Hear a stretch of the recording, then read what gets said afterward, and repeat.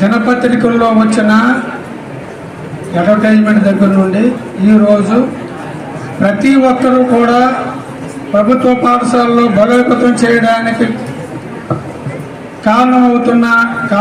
కారణానికి బాధ్యులు అవుతున్న అందరికీ కూడా ప్రత్యేకమైనటువంటి ధన్యవాదాలు తెలియజేసుకుంటున్నాం, అలాగే అభినందనలు కూడా తెలియజేసుకుంటున్నాం.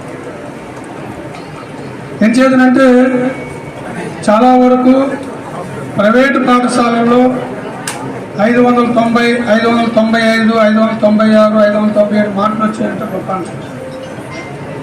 కానీ ప్రభుత్వ పాఠశాలలో కూడా 597, 596 ఒక 200 మందికి వచ్చి ఉన్నాయంటే దాని వెనక ఎంతమంది కృషి ఉందో వారందరికీ ప్రత్యేకంగా ధన్యవాదాలు. మొన్న ఫస్ట్ ఇయర్లో లాస్ట్ ఇయర్లో 2020, 24, 25 ఇయర్లో మాకు పిలిచి ఈ బ్యాగ్ని ఒకసారి చెంపండి అన్న మేషర్ ఈ బ్యాగ్ని ఒకసారి చెంపండి అని మాకు ఇచ్చారు విశాఖ మంత్రులు. ఈ బొమ్మకి డ్రెస్సులు ఎలా ఉన్నాయి చూడండి అని చెప్పారు. అది కూడా చేసి మాకు ఇచ్చేసాం, చాలా బాగున్నాయి. పిల్లలకి మామూలు బియ్యం బాగుండడం లేదు, సన్న బియ్యంతో భోజనం పెట్టాలని ఒక ఆలోచనతో వచ్చిన విద్యాశాఖ మంత్రి ఎవరైనా ఉన్నారో ఒకసారి మీరు ఆలోచించండి. వాళ్ళ ఫుడ్ విషయంలో కానీ వాళ్ళకి జరుగుతున్న మెయిన్ ఇంపార్టెంట్ ఆర్ఓ వాటర్. మనం ఇంట్లో ఆర్ఓ వాటర్ తాగుతాం, ప్రైవేట్ స్కూల్లో గవర్నమెంట్ స్కూల్లో కూడా ఆర్ఓ వాటర్ మనం తాగుతున్నామా లేదా చెప్పండి. అంటే ఇన్ని ఫెసిలిటీస్ కల్పించిన ప్రభుత్వం ఏదైనా ఉందంటే అది ఎన్డీఏ కూటమి ప్రభుత్వం. మెయిన్ ఇంపార్టెంట్ లోకేష్ గారు మరీ కోరి ఆయన నిజంగా ఆయన చేతులెత్తి నమస్కారం మనం అందరం పెట్టాలి. ఎందుకంటే పిల్లలు బాగుండాలండి. మెయిన్ ఇదిగా అన్నారు తల్లికి వందనం. ఎంతమంది పిల్లలు ఉంటే అంతమంది పిల్లలు కూడా ఎడ్యుకేషన్ విషయంలో వాళ్ళందరూ కూడా డబ్బులు వేయడం అనేది మీకు అందరూ జరిగింది. విద్య విషయంలో మాత్రం ఎవరు వెనుకబడకూడదు. మమ్మల్ని కూడా మినిమం వారం ఒక స్కూల్కి వెళ్ళి చెకింగ్ చేయండి, అక్కడ క్వాలిటీ ఎలా ఉంది, పరిసరాల ప్రభావాలు ఎలా ఉన్నాయి, మొత్తం అంతా ఎలా ఉన్నాయి, అక్కడ విద్యా విధానం ఎలా ఉందని పంపించడం అనేది జరిగింది.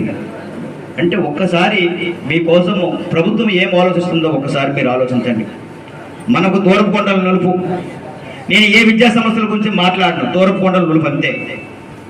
మెయిన్ ఇప్పుడు చాలా మంది ఇప్పుడు చెప్పారు నాకు, ఎంతమంది గవర్నమెంట్ స్కూల్లో చదివిన వాళ్ళు ఐఏఎస్ అయ్యారు, ఐపీఎస్ అయ్యారు, ఎంతమంది ఎదిగారు చెప్పండి.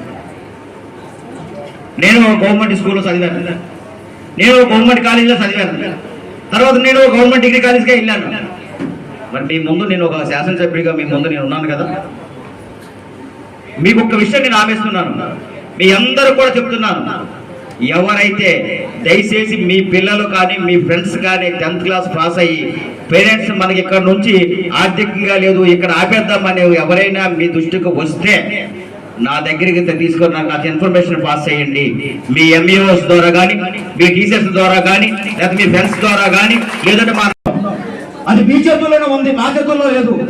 మన పిల్లల చేత భవిష్యత్తును మారుద్దాం. మనకి ఇక్కడ చాలా మంది ఎంప్లాయ్మెంట్ ని క్రియేట్ చేద్దాం, చాలా మంది ఉన్న స్థానంలోకి వెళ్ళాలి. అది అవ్వాలనంటే ఇప్పుడున్న ఇదే మనకి